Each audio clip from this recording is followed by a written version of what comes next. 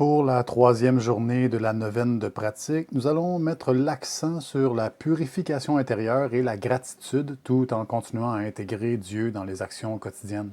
L'objectif est de cultiver une disposition de cœur qui permet de reconnaître la présence de Dieu dans chaque moment en libérant l'esprit des distractions et attachements nuisibles. Comme nous l'avons vu dans les deux précédentes journées, la manière dont on commence une journée marque significativement comment elle se déroule ensuite. Ainsi, dès le départ, placez-vous dans une attitude de totale confiance en Dieu en récitant cette prière de Saint François de Sales. Seigneur, je me remets entièrement entre vos mains. Faites de moi ce qu'il vous plaira. Je vous remercie de ce que vous ferez, car je sais que votre volonté est toujours pleine d'amour et de sagesse. Donnez-moi de vivre chaque instant de cette journée avec un cœur reconnaissant et un esprit tourné vers vous. Amen. Aujourd'hui, prenez un moment pour réfléchir à ce qui vous distrait de Dieu dans votre vie quotidienne. Êtes-vous attaché à des plaisirs ou des habitudes qui, sans être nécessairement malsaines, sont inutiles à la vie de l'âme? Combien de temps et d'énergie investissez-vous pour ces distractions? Sachez identifier et reconnaître en toute honnêteté ce qui vous empêche d'être pleinement tourné vers Dieu et offrez-lui en acte de renoncement. Idéalement, remplacez cette chose par une autre plus orientée vers la pratique spirituelle, comme de lire les Saintes Écritures, prier davantage, parfaire votre relation avec Jésus dans l'oraison, méditer sur les mystères de la passion du Christ. On ne finit jamais d'explorer et d'approfondir notre foi, vous savez. Et ces habitudes sont d'un grand secours au temps de la tentation. D'ailleurs, lorsque celle-ci se présente, que les distractions surviennent, essayez de les sacrifier en priant en vous-même « Seigneur, je vous l'offre et que rien ne puisse me séparer de vous ». Plus vous parvenez à faire ça, plus le Seigneur vous donnera des grâces de fermeté et de courage pour surmonter le plus gros des obstacles ensuite. Une grâce acceptée en attire toujours d'autres. Tout au long de la journée, intégrez dans votre routine au travail et dans votre vie en général de courtes prières jaculatoires pour rester en présence de Dieu. De petites et simples phrases comme « Jésus, j'ai confiance en vous »,« Seigneur, ayez pitié de moi, pauvre pécheur »,« Seigneur, guidez mes pensées et mes actions »,« Marie, conçue sans péché, priez pour nous qui avons recours à vous ». Ces prières sont plutôt faciles à mémoriser et on peut s'en servir aisément pour conditionner notre esprit à se soustraire de beaucoup de dissipations inutiles. Répétées entre vos tâches professionnelles et familiales, elles vous aideront grandement à cultiver une vie de piété et deviendront, avec la pratique, de véritables armes pour combattre toute forme de tentation. Et Dieu sait combien l'homme est faible et naturellement enclin au péché. Il a donc besoin de tous les moyens à sa disposition dans ce combat incessant. En soirée, choisissez un moment propice pour vous isoler quelques instants pour exprimer votre gratitude à Dieu. Tâchez de trouver 3 bénédictions spécifiques que vous avez reçues aujourd'hui, même si elles vous semblent insignifiantes. Vous savez, il y a tellement de choses que l'homme tient pour acquis qu'il ne se souvient même plus que le simple fait qu'il respire encore est en soi une faveur divine. Ne soyez plus aussi ingrats et dites régulièrement « Seigneur, je vous remercie pour toutes les grâces visibles et invisibles que vous m'avez accordées aujourd'hui, incluant celles dont je ne suis même pas conscient. Aidez-moi à voir chaque instant comme une bénédiction de votre part. » Et comme vous en avez pris l'habitude maintenant, le soir, faites un examen de conscience centré sur la purification. Demandez-vous en toute honnêteté, ai-je été distrait ou absorbé par des pensées ou activités qui m'éloignent de Dieu? Ai-je renoncé volontairement à quelque chose pour me rapprocher de Dieu aujourd'hui? Ai-je été reconnaissant envers Dieu et les autres par lesquels il passe souvent? Quand vous aurez repéré des moments où vous vous êtes vautré dans une complaisance égotique, car ne vous faites pas d'illusions, c'est certain qu'il y en a eu beaucoup de ces moments dans la journée, demandez pardon et tâchez de réparer par la prière. Si vous n'en trouvez pas, c'est que vous vous mentez à vous-même ou que vous n'êtes pas suffisamment attentif, voire peut-être négligent. Dites-vous que les saints admettent eux-mêmes qu'ils pêchent en moyenne 7 fois par jour. Il va donc de soi que vous, qui êtes 100 fois plus misérable, vous avez certainement fait pire. Suppliez donc le Seigneur d'avoir pitié de vous et de purifier votre cœur davantage. Demandez-lui de vous aider à renoncer à ce qui vous retient de marcher pleinement dans la voie de vérité.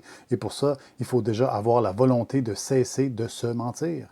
N'ayez jamais honte de regarder en face de quoi vous avez l'air. C'est une preuve d'amour de Dieu. Pour votre méditation seule ou en famille, lisez cet évangile. Ne vous amassez pas de trésors sur la terre, où la rouille et les vers rongent, et où les voleurs percent et dérobent, mais amassez-vous des trésors dans le ciel, où ni la rouille ni les vers ne rongent, et où les voleurs ne percent ni ne dérobent. Car où est ton trésor, là aussi sera ton cœur. Ce passage vous invite à réfléchir sur vos attachements terrestres. Demandez-vous où se trouve votre trésor spirituel et comment vous pouvez, par de petits renoncements, amasser des trésors célestes. Et pour terminer, avant de vous coucher, faites cette prière de Saint Augustin. Seigneur, purifiez mon cœur, mes pensées et mes désirs. Ne laissez rien en moi qui ne soit pour votre gloire. Détournez-moi de ce qui me sépare de vous et donnez-moi la force de renoncer à ce qui m'éloigne de votre amour. Que tout en moi vous appartienne. Amen. Et que Dieu vous bénisse.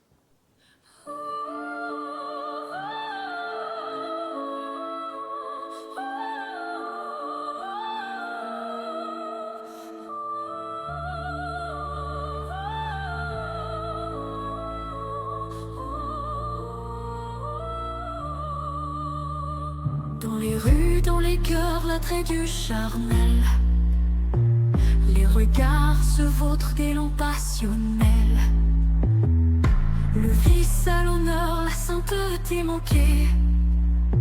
Virginité bafouée, dignité violée. Les âmes dérivent dans un flot de mensonges. Sous des masques frivoles, le mal se prolonge. Les cœurs s'égarent, perdant toute décence. Et l'esprit se flétrit sous l'ombre de l'offense. Ô terre de la lumière, chaud manteau fleuri, ô pureté première, ton joyau ébloui. Ô terre de la lumière, chaud manteau fleuri, ô pureté première, ton joyau ébloui.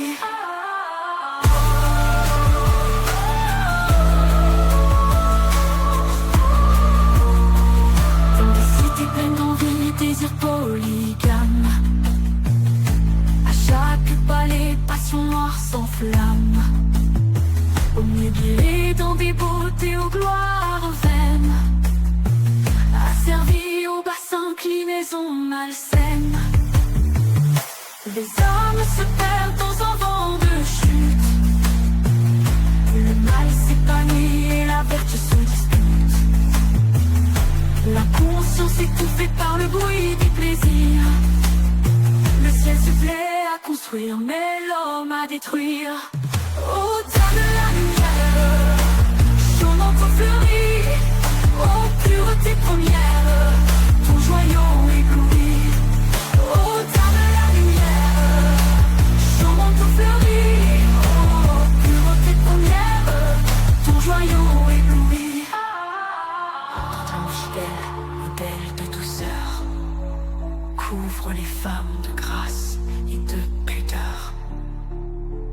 Leur corps un tabernacle du sacré, comme la douce et belle, immaculée.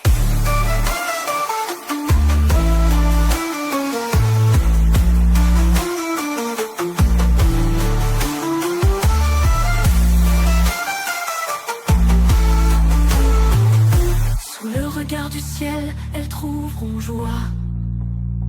Dans la pudeur, dans la paix, dans le sourire aux éclats. Le monde offrira ses apparats, ses chaînes enchantées. Mais en Marie, elles seront enfin libérées. Dans l'humble silence, la vertu s'élèvera. Sous le voile sacré, leur dignité brillera. Les promesses du monde ne sont que fumée. Mais en Marie, leur âme sera illuminée. Ô terre de la lumière, chaud manteau fleuri, ô pureté première, ton joyau ébloui, ô donne la lumière. Chaud manteau fleuri, ô pureté première, ton joyau ébloui.